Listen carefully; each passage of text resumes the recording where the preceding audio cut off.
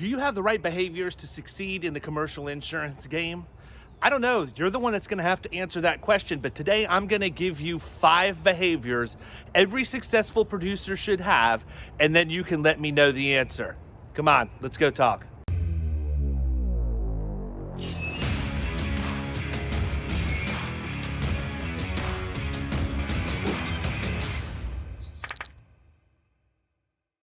If you're going to be a successful producer, there are 5 things that you have got to do.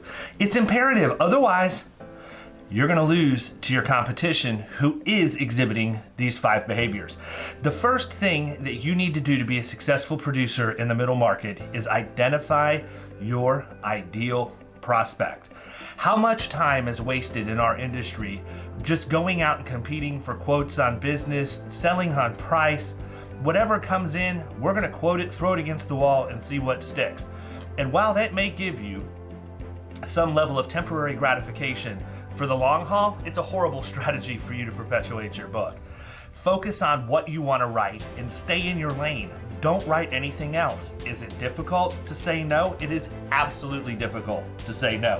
But what I do know is that after looking back 5 years, and staying in my lane, I'm far ahead of where I would have been if I would have just written whoever asked me to quote their business and compete on price.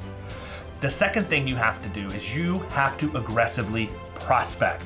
There are all kinds of things we can do for marketing these days.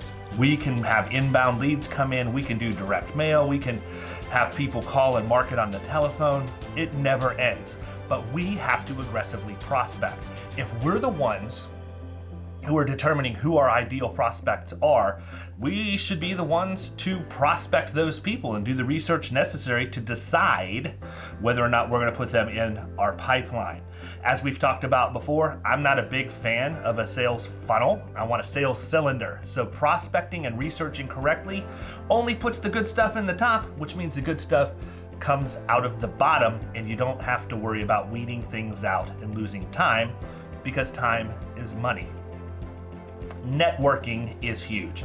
Channel partnerships are one of the top ways that you can get business in the middle market.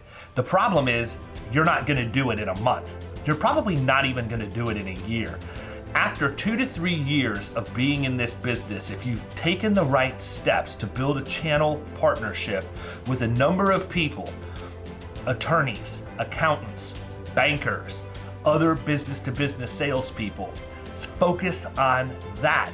Many times as producers, we're so worried about marketing and prospecting directly to the person that we want to get in front of that we completely neglect the importance of a good network. I have said all along, I would rather make 1 phone call to get 10 appointments than make 10 phone calls to get 1 appointment. You can do that when you have an effective network of professionals that you refer business back and forth with. Marketing is number 4. You have to understand marketing as a producer. You can't just rely on the agency to do all the work for you. A personal brand is every bit as important as an agency's brand. And I know that I'm not going to get a lot of traction with agency owners out there who want you building a brand for them. But at the end of the day, people are buying you. If the agency's taking care of your compensation the right way and they've given you a path to equity, there's really no reason for you to leave and hang your own shingle, and your personal brand is going to help them as much as it's going to help you. So focus on marketing and building your personal brand. Build and market your process. Don't rely always on the agency's name. Some of you are from Main Street agencies that would never get an opportunity in the middle market simply based on name discrimination. And I hate to use a term like that, but let's just say you're John Q. Smith Insurance and you're going to go in and compete against Willis, Marsh, and USI. You're not going to ever get a seat at that table because people don't know who John Q. Smith Insurance is.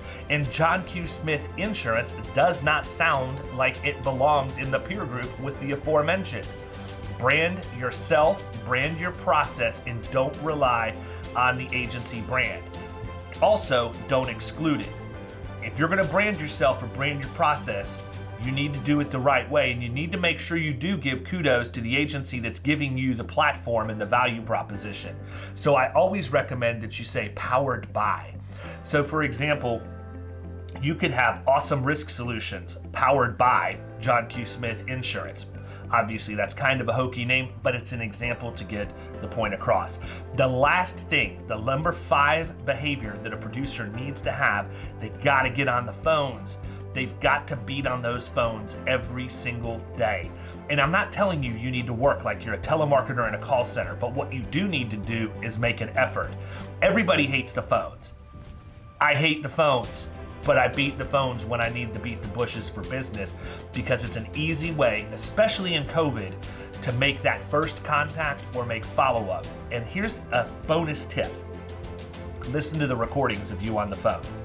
If you have a system that allows you to record your calls, listen to them. What could you have done better? What did you do good? What opportunities did you miss based on contextual clues in that conversation? Simply picking up the phones and making 100 calls is worthless if you're not going to learn from the experience. Learn from when you lose and learn from when you win. You can learn from both. But if you can do these 5 things, if you can put these behaviors into the mix as a producer in 2021, you're going to absolutely kill it in commercial insurance.